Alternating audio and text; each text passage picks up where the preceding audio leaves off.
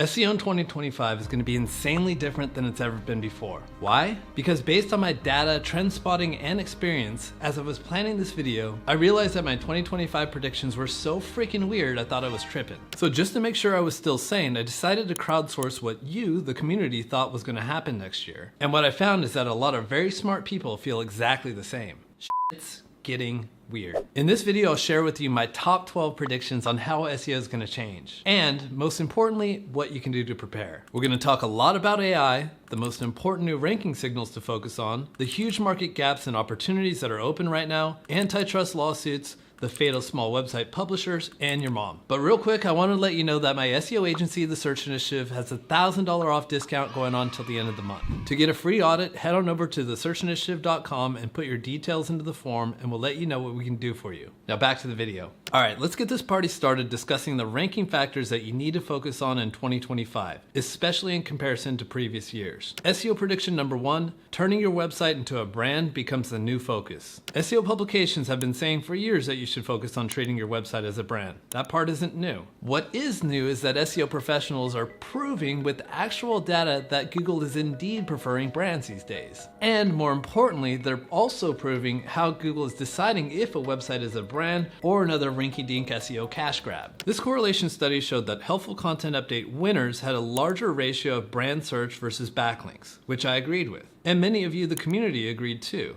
Now, I'm not trying to downplay our Bene Gesserit-like observation skills, but it's quite obvious. I mean, just look at the search result for best testosterone supplements. My ass used to rank number 1 for this keyword. Now it's only mega brands like WebMD. In my opinion, the main factor that Google uses to determine if a website is a brand or not is brand search volume. Are people actually searching for Matt Diggity Affiliate Lab Review, and Matt Diggity Net Worth? Come on, guys. In fact, here's the traffic graph for one of my affiliate sites that I sent, don't try this at home, fake bot traffic to. In fact, that's the only thing we did. And bam, in the August core update, traffic went up. I have a video coming out on how to do this, so make sure to subscribe. That said, in my opinion, the best way to generate brand search volume is to go multi-channel with your traffic. Which brings me to my next SEO prediction for 2025. Traffic diversity gets cranked up as a ranking factor. SEO as a sole traffic source is becoming less reliable for certain types of websites. So it makes sense to diversify by getting traffic from places like video, email, social media, and PPC. And what many smart people have realized is that when you have activity on other channels, you actually get a better result with your SEO. When the Yandex leak hit the internet, Yandex is the Russian search engine that's very similar to Google. We found that if the percentage of traffic you get from search engines is too high, that can be viewed as a negative ranking factor. My favorite place to diversify my traffic is YouTube.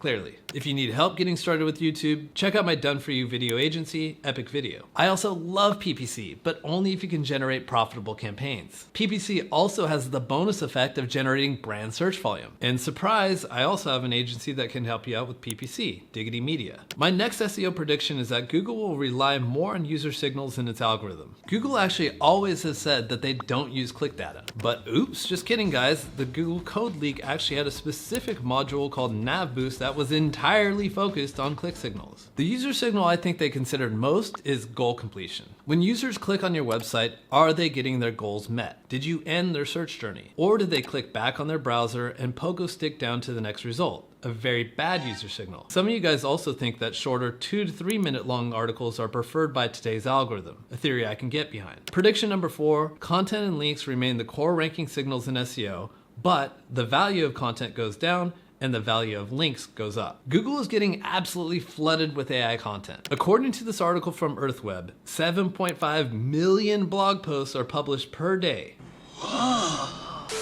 And with everyone and their grandma now able to spam out content with the press of a button, to save money analyzing it all, Google will do what they've always done. Rely more heavily on links to decide whether content is good or not. Now moving on to the topic of AI, my next prediction is that AI search engines will start to significantly steal market share from Google. Like channel viewer Chris, my bet is also on SearchGPT. I mean, it's just a better search experience. You get your question answered right away, instead of getting a list of 10 places where you might find your answer, mostly Reddit I might add, and there's no ads, for now. Plus it's run by OpenAI, whose adoption rate track record puts a P. Diddy freak off to shame. To add, Google's recent loss in the antitrust hearings makes them vulnerable to disruption. And if users start switching over to AI search engines, that brings me to my next prediction. AI SEO is going to become a thing. That is, optimizing your website to appear in AI search results. Now I'll be the first to admit that so far I'm a noob at getting optimized for SearchGPT. But I'm running a lot of tests and so far it's working. I'll make a video on this when I've locked down the process, so subscribe so you don't miss it. By the way, here's a quick word from the sponsor of this video, Search Intelligence. This campaign got us big links in websites such as Lifehacker, Wales Online, Daily Record, and about 20 other news websites. Let me show you how we've done it. We knew that people will be flying a lot this summer, and we knew that journalists will be writing about this topic a lot. So, on behalf of our client, we put together a nice guide about how to fall asleep on the plane. Then we use Muckrack to find journalists who write about travel. Then we put our advice in a nice email and send the tips to the journalists. Within just a few days, the links started landing, securing our client natural placements in really big websites, just like this, and this. This is a great example about how you can leverage seasonal trends to earn links to a website. Anticipate what journalists want to write about at all times and give them the stories that they need. They will reward you with some great, juicy links. I hope this is helpful. Now back to the video. Next prediction, AI overviews will be completely rolled out by the end of 2025. In a knee-jerk reaction to the launch of ChatGPT, Google came out hard AF with AI overviews in the search results. But they soon recalled the hell out of that move when people started noticing hallucinations like when you Google, "I'm feeling depressed," and they recommend you jump off the Golden Gate Bridge, which would certainly solve the depression, but come on now. That said, these embarrassing screw-ups are getting fewer and farther between these days. So I'm guessing by Q2, Q3 2025, we'll be back with AI answers being bukkake'd all over the internet. I mean, we wouldn't want to send traffic to actual websites, would we? Informational queries like, are strawberries good for you? How to set up a webcam? Or is SEO dead? These keywords are screwed. In any display ad, informational content sites that happen to live past the helpful content update purge, yeah, those are unfortunately a ticking time bomb. So my suggestion for you is the following. Focus on bottom of the funnel keywords and massive CRO to get the most out of the search volume. Next prediction, AI content continues to perform well and content scalability hits another level. Yes, last year OpenAI said that it's mathematically impossible for AI detectors to, quote, reliably distinguish between AI generated and human generated content. But even if it were detectable, Google's own search guidance about AI content says they'll reward high quality content however it's produced. And as a result, people are printing websites with AI and spouting massive traffic boners despite what SEO Twitter wants to believe. But my SEO prediction, along with my buddy Neil's, is that AI content generation will evolve into the following. Rather than create an article, you just add your website details. The software will figure out the best content that you could possibly rank for, write it for you, update old and stale content, and all you really need to do is set your daily spend. I know one company that's already working on this, Surfer. Next prediction is a two-parter. The good news, I think Reddit is going to lose traffic. In 2023, Reddit got the biggest traffic boner ever to rise because Google gave them page 1 rankings for, well, just about every keyword. But clever SEOs quickly found out that gaming Reddit by buying upvotes is the easiest shit ever. Reddit, as a user experience, is dead now. And Google's going to have to take some SEO love away from their sweetheart. The bad news, the other mega sites that rank for all the keywords that Reddit doesn't rank for, I think are going to get even more traffic. Google loves brands, Google loves backlinks. Sites like the New York Times has these, like Diddy has baby oil. Okay, I'll stop with the Diddy jokes.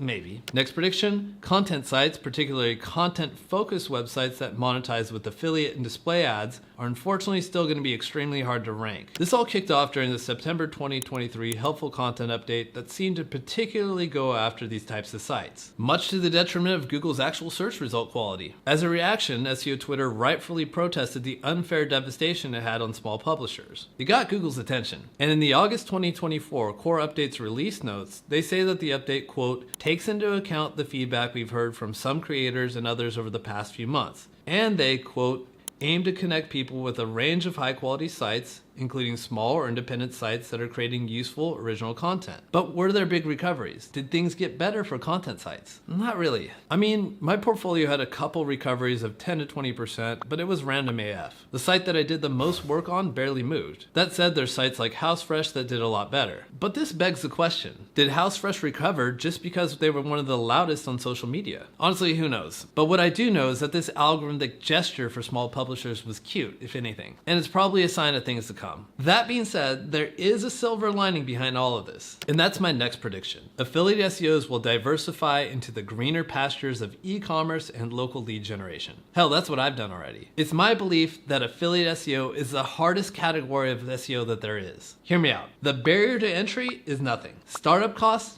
Nothing. Anyone can register a domain, get it hosted, install WordPress, and start reviewing products. Combine this with the uncapped income ceiling of the affiliate model, and you have a perfect storm of attracting hungry, motivated, and skilled SEOs, making affiliate SEO competitive as hell. But with Google currently cock-blocking the business model, what are these SEO killers gonna do? Probably what I've been doing this whole year. Diversifying into e-commerce and lead gen. It's been freaking great. Compared to affiliate, I'm not gonna lie, this shit is easy. Right now it's a gold rush, so if you're looking to diversify, this is where I'd start, and I'd start soon. Next prediction, despite SEO getting harder and harder, the folks that stick around will continue to make more and more money. I've been doing SEO since 2009, and there's this very predictable pattern that always happens. People do their SEO, rank websites, get clients, make money. Then Google drops an algorithmic bomb and many people get knocked on their asses. A lot of these people quit SEO forever, but the people that stick around figure out the new way of doing things, and there's less competition now because so many people left. This is the SEO golden age, and we're about to enter another one. That's what Diddy said. Thanks for watching. Make sure to subscribe to be part of the SEO golden age.